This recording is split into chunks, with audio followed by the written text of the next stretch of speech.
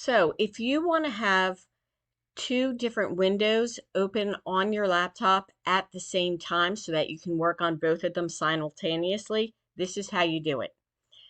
You would take your Windows key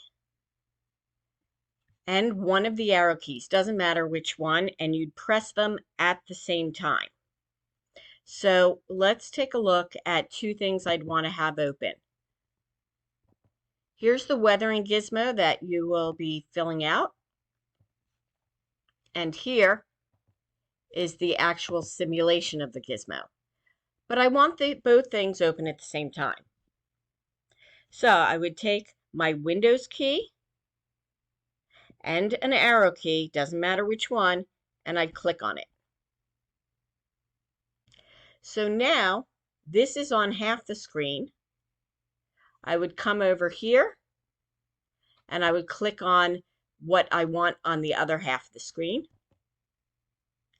And now I can work on both simultaneously. So for instance, if I want to take a look at this fast play simulation, I can play the simulation at the same time as I'm then writing my answers.